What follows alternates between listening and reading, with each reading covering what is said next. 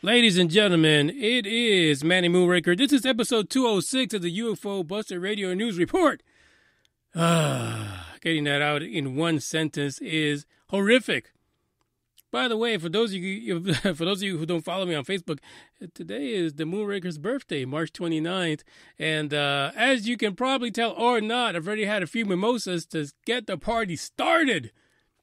And what better way to get it started than to have to deal with the issues of pareidolia in ufology.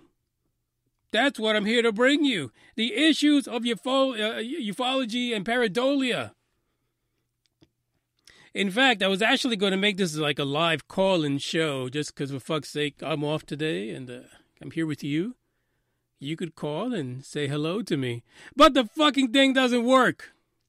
I literally spent the last 20 minutes trying to make this shit work. And usually it's pretty easy, simple. You move this, you move that, you click this, you click that, and you're done. That's it. Episode ready to go. Somebody call in. But that's not what's happening today. There is nobody calling in. Fuck, I couldn't even call myself, to be honest. I was trying to call myself, and I couldn't get through. How disappointed I was that I couldn't answer my own phone call. That's what's happening right now. This is my birthday joy. Yeah, that's what happened. This episode was actually supposed to happen yesterday, but, life happens, and I couldn't get back here fast enough in order to, conduct the episode and talk about the shit we need to talk about.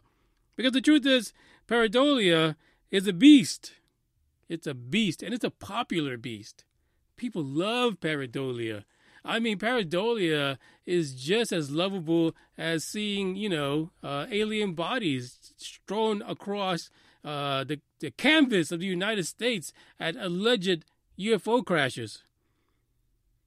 I know some of you that believe that they're here to help us are pissed off right now. You're probably banging your head against the wall right now, or on your desk, or you threw off your earbuds and you're cussing me out right now. Shit happens. I don't know. There's nothing I can tell you about that. But what I can tell you is that you want to follow me on Facebook. The Facebook pages, Manny Moonraker and UFO Buster Radio. On Instagram, at Manny Moonraker. And for those of you who follow me on the Twitters, on the Twitterverse, the tweets, I was able to put together what they call a Twitter bot. This Twitter bot right now is searching tweets regarding UFO sightings, and they are being basically retweeted into my Twitter feed along with all the podcast business. So if you're interested, go ahead at UFO Buster Radio on the Twitters. Go ahead and follow me. Because the thing is working. I can't believe I did not know about this before. What an amazing thing it is. God bless Google for that, because actually Google was the one who offered the Twitter bot. And right now it's searching for UFO sightings across the Twitterverse and posting it on there. And some of you are loving it. I mean, listen, I don't know how many of you follow me on Twitter, but some of you are loving it. You're giving shares, you're retweeting, you like the stories that are coming through. So join the madness on Twitters. Check out the UFO Twitter bot. And, it's working hard. Shit, somebody give it some props. UFO Twitter bot is on the move.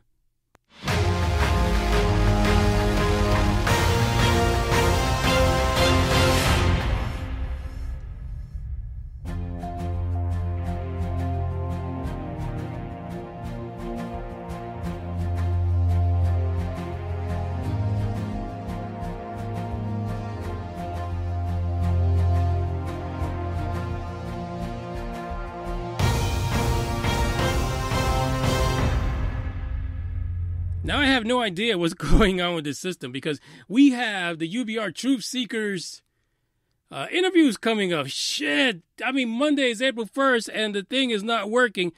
I'm going to make it happen one way or another. I could care less. I don't care who I got to hurt. Somebody's going to pay the price. I'm going to beat somebody's ass until I get this to work because I'm crazy like that. Let's talk about this guy. You see it in the title for the podcast. The name is synonymous with pareidolia and conspiracy. The guy's name is Scott C. Waring. You love to hate this guy. I mean, I do. I do. Some of you love some little Scotty.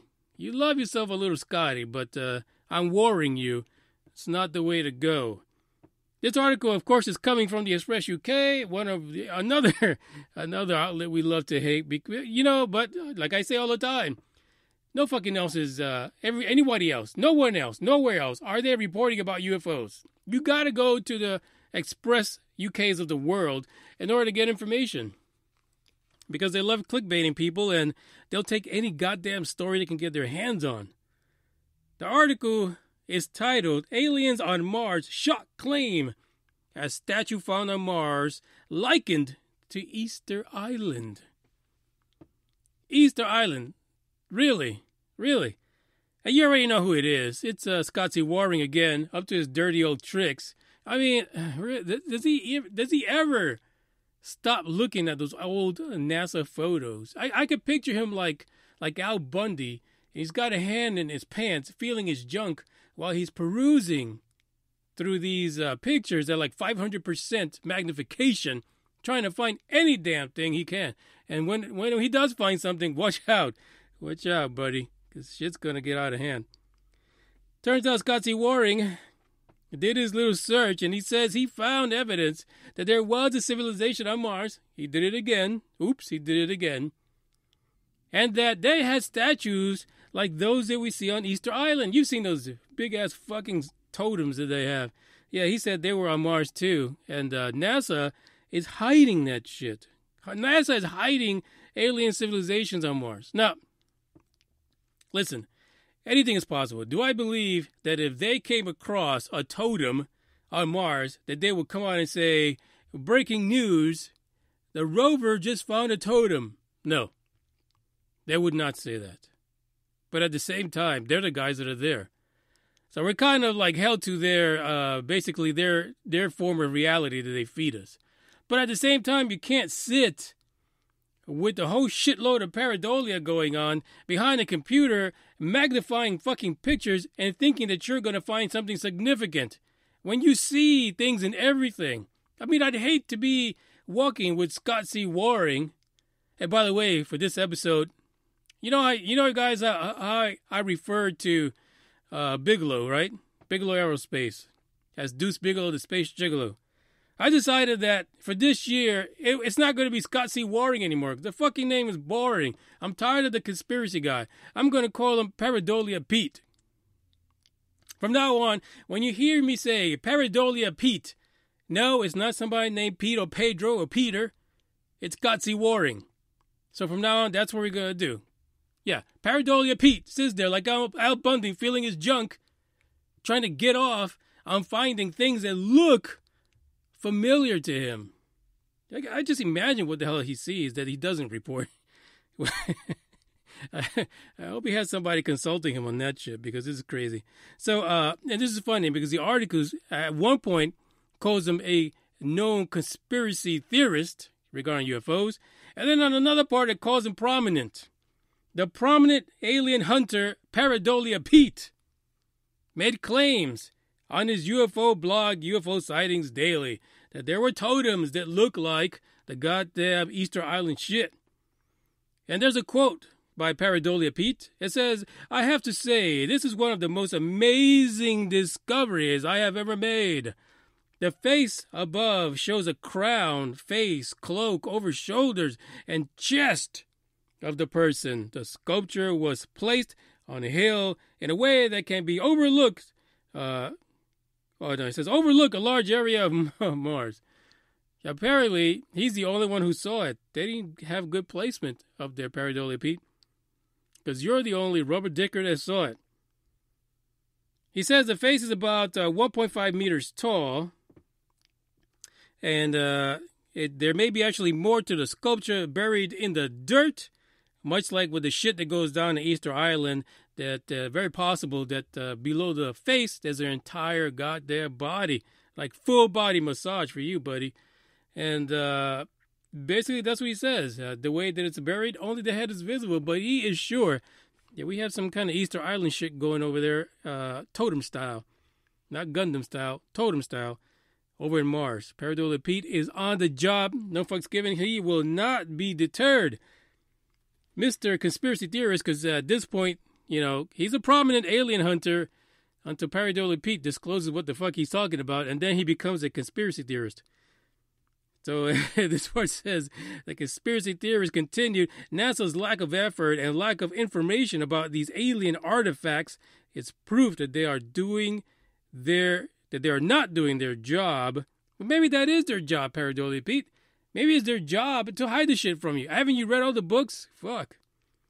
I can't help but wonder why people still trust NASA, why they have lied to the public for over 5 decades. Here's the thing. Would you believe, it's almost like a game of Would You Rather. Would you believe Pareidolia Pete sitting behind the desk looking at old dad's fucking pictures while he's massaging himself? Or would you believe the pencil pushers, the guys with the pocket protectors with the thick-ass glasses who talk about chemical bonds and write papers for a living, who actually go out there and design rockets? No, you would not believe Pareidolia Pete. You wouldn't. You wouldn't for one fucking second. So why does he think that he's winning anybody over? The problem with Pareidolia Pete is all the people that follow him, they build him up. They make him seem like he's the next coming of the alien ufology, I don't know, Armadeus. I don't know what the hell you're going to call it. I don't know. I have no clue. I don't know what to do with Pareidolia Pete anymore. But the Express UK continues to make him popular and his stupid site. What happened to when he retired? Why didn't Pareidolia Pete just stay retired and quiet and just rode off into that darkness in his living room behind the desk? He could have turned the lights low and had himself some fun.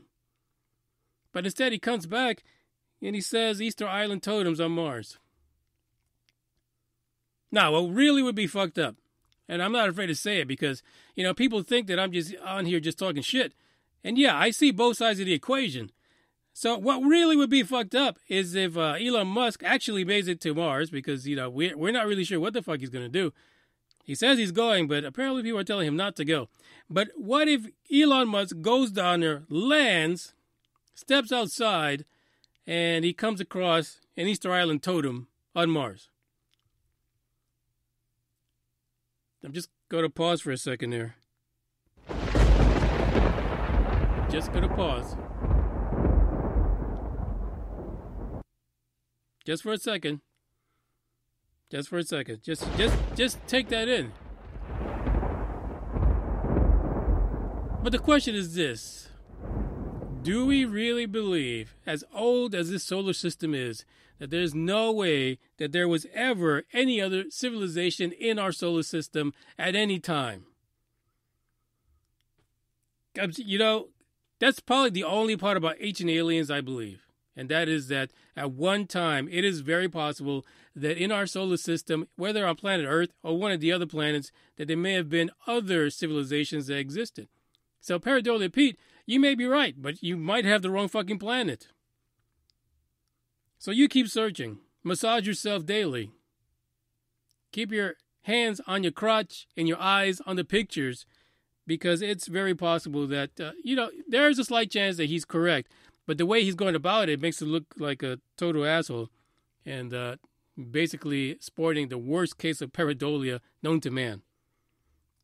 So Pareidolia Pete, keep on trucking. This is UFO Buster Radio, episode number 206. Thank you, Pareidolia Pete. Thank you for listening, no matter where you are, Turkey, Australia, UK, United States, Canada, Africa, Sweden, China, Japan.